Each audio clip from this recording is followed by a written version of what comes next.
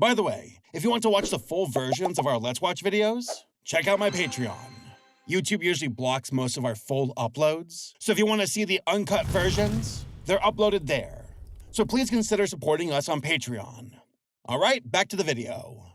KAUFMO, the amazing digital circus short fan film by... Fan film, not official. By Bonksy. Warning, this short contains flashing lights. If you have any type of photosensitivity, please do not watch. This is a fan short made by people who love the original show and is not affiliated with Glitch or Gooseworks by any means.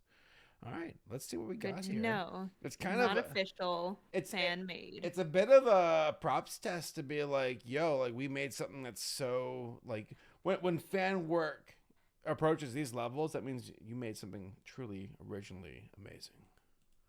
I'm super curious about 11 this. minutes long, my God. It's a full episode.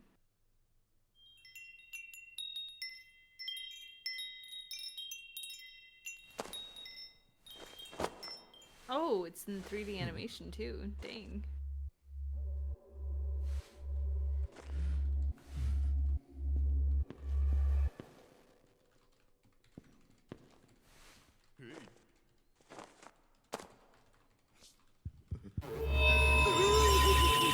It's loud.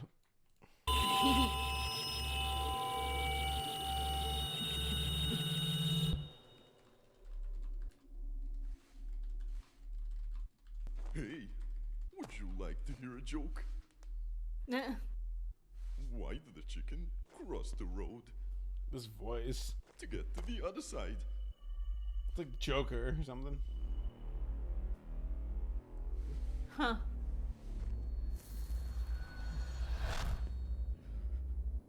This is great animation. What's the name of the fish that tasted funny? What? Clownfish. Okay. You're terrible at jokes. You're not funny. Tired and KAUFMO. cliche. We've heard it all before. Go abstract somewhere. Come on. Why?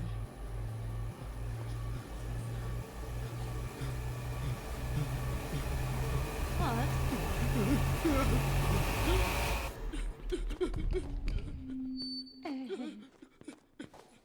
It's not meant for everybody. Oh, finally. Can I leave now? Well, yes, I guess. Oh, Oh, also, don't forget, The get voices prepared sound for the so song, quiet. everyone. The what? the voices sound so quiet. Like the audio sounds so loud, but the voices are quiet. Ew, that is creepy. Look at his eyes. Well, I thought his eyes did that for real in the show, I thought. I mean, perhaps they do, but just this shot is very disturbing. Yeah, this is Joker 2019, right? For what it's worth, with the voice acting for both Michael and for Alex, that's pretty damn accurate. And it's not them, but it's pretty accurate.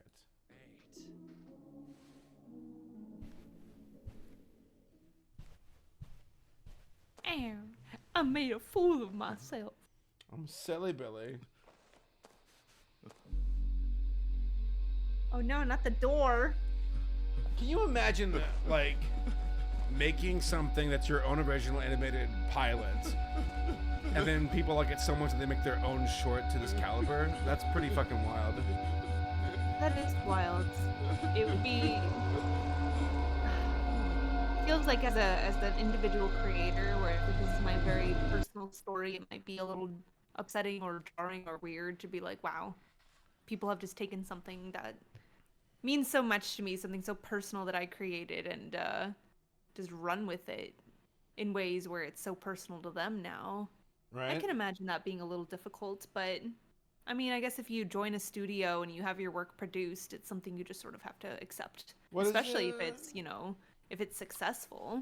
What's that quote where it's like, once you put it out in the world, it belongs to them, or something like that? Oh, is it from Bluey? Yeah. Bluey! No, that's from Bluey. That's from the episode Stickbird.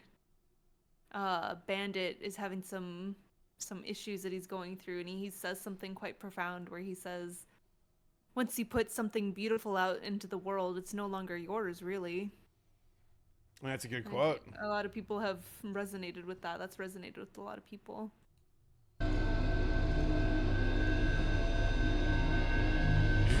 A bong pen. No! This is how you feel when a YouTube video doesn't go as planned. It's underperforming. MG Doe, Oh, thank you for clown subscribing. outfit. Yeah, I'm always wearing that. What the fuck? It's glitching through. Hey, KAUFMO, are you okay? You know, I just wanted to ask, since you seem to be so stressed and confused at the stage, and I... Me voicing a character. Well, I just wanted to ask. You know, KAUFMO, you need to understand that for everything in life, things Cinema. aren't always gonna go the way we want them to go. We are here for flowers and tomatoes, and you just need to take everything with your head up, and it will be fine. Just know that it will be over one day. This is pretty impressive. Now, tomorrow, Yeah, for sure. next month. This animation's pretty damn good. I like the rendering. Yeah. Oh my god.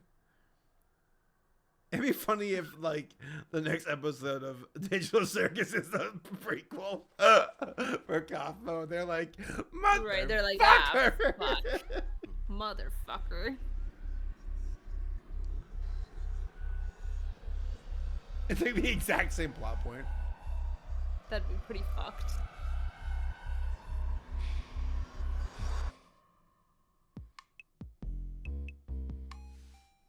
Wait. Where is KAUFMO? The show's about to start. Didn't anyone tell him? Just relax, Dollface. He's probably writing more of his funny Doll jokes. face. Jax! He really is a Tumblr Jeez, boy. What got you so mad? I haven't even said it to his face this time. He's probably just resting in his room. These shows are always extremely stressful to him. He usually doesn't quit like that. She's got some syrup, or they've got some syrup in their throat, and it's kind of cotton. I wish I had syrup in my mouth. Kind of syrup. Maple. Do you remember in Gravity Falls when Zeus is like, all this time I thought your name was Maple. I've been calling you Maple this whole time and nobody corrected me. Zeus is so great. I love that show. I'm so glad that it's making like a resurgence. Grunkle Grunkle Stan. is such a Grunkle vi- Stan. He's such a character. Like, excellent. He's such a funny character.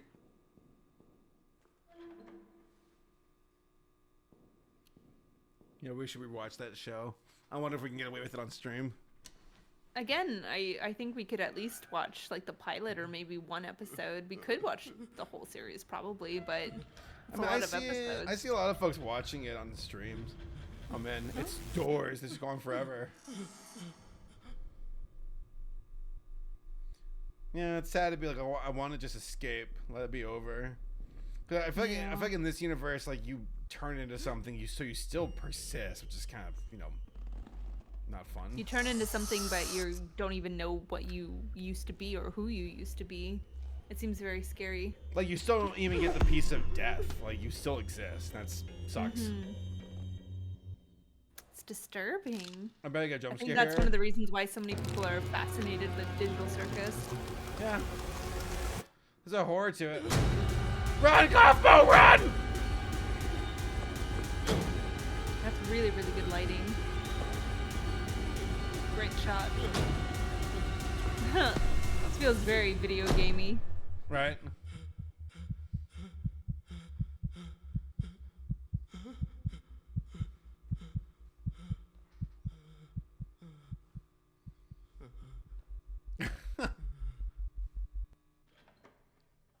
It's the sound of the lights. Oops, not that.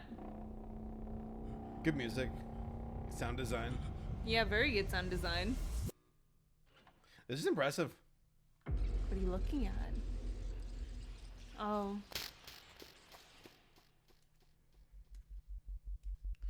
I'll say it, kids like horror.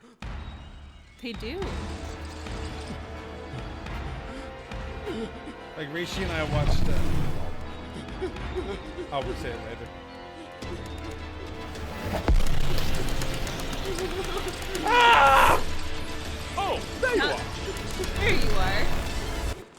Help. We watched Coraline last night. Oh and, yeah, we saw Coraline in 3D. That was my first time seeing it in 3D.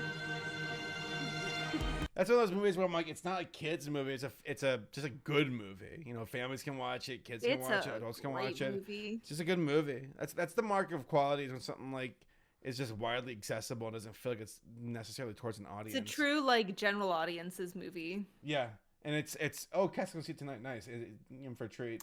Oh yay, Cass! Like Awesome. Coraline's one of those things where it's like, wow, like this is top-notch writing, animation, so atmospheric. The music's beautiful, just the way it sets the mood. Like hearing the harp and the harpsichord, all the wonderful different side characters, and just the idea of like being lost. You know, it's like you're away from. It looks familiar, but it's not familiar.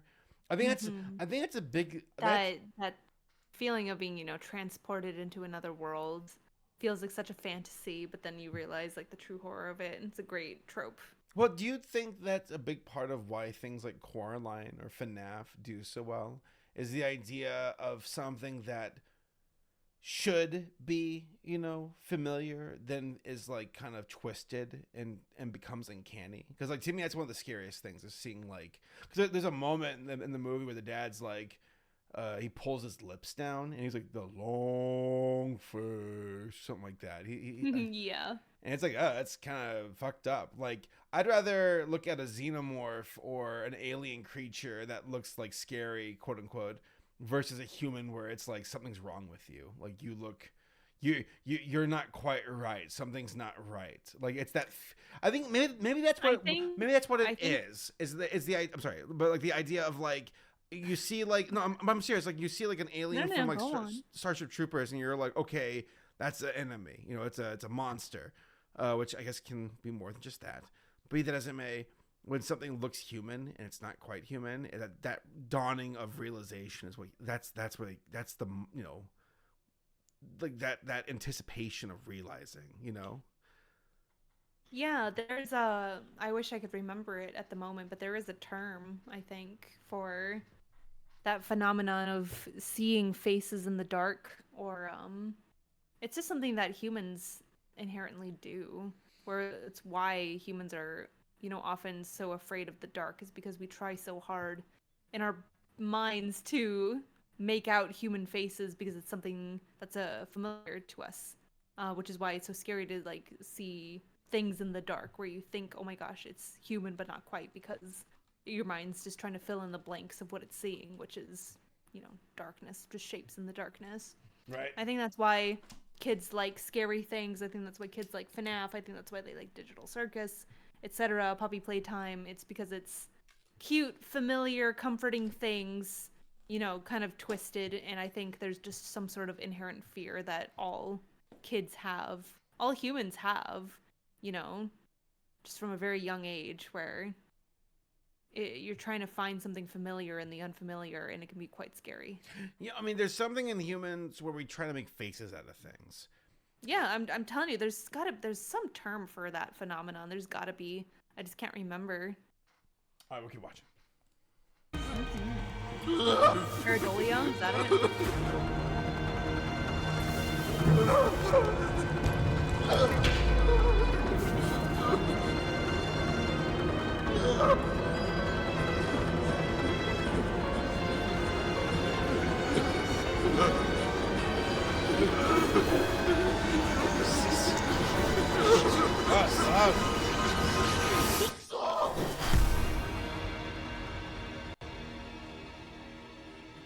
I know the sound mixing is a bit rough in this short. That's one criticism for sure. It gets very, very loud and then very, very quiet.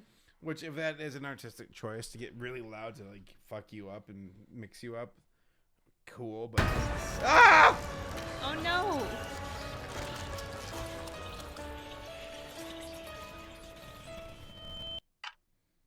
Ooh, that was cool. He abstracted. Oh no.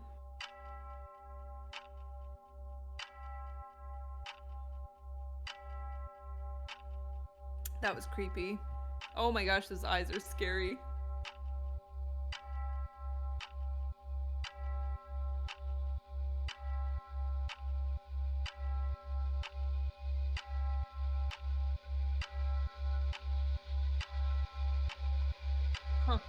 Those eyes looking at the camera.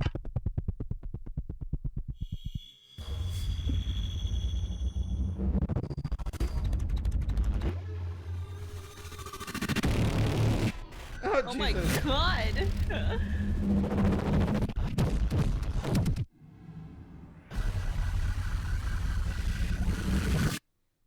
This is just Adult Swim at 3 in the morning. Right.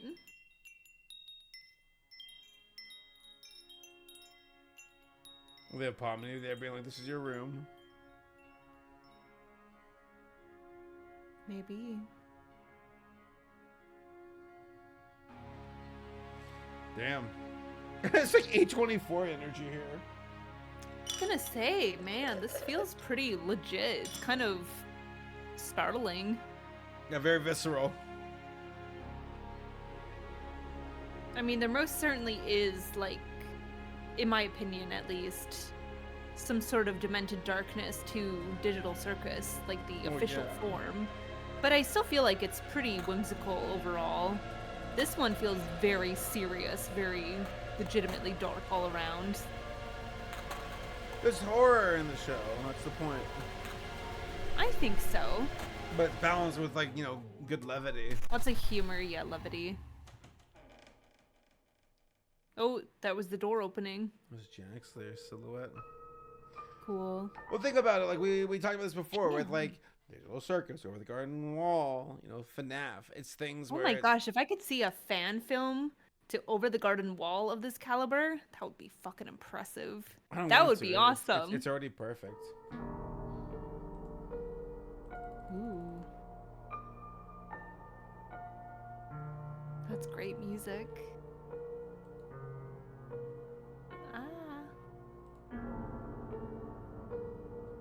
Damn. Damn, you guys. That was pretty spectacular. Oh, yeah. They fan project. They went hard. Holy moly. That felt pretty damn legit. It's quite impressive. Seems like a pretty small team, too. Damn, that's really cool. Subbed. Well, what'd you think? Like I said, it was very impressive for a fan-made project. It felt incredibly legit all around. The animation was pretty stellar. Voice acting was good. You know, it was in the moment with the characters at least. Obviously, it's not like a one-for-one for the official cast or anything. And I do feel like this overall takes a much darker tone than the actual show does. Right. But, I mean, that's warranted because there is a lot of, you know, darkness and mystery to the official show. Gets people wondering, and I think people just love scary, morbid shit like this, especially with weird, cute characters. That was good. That was I very really liked good. it.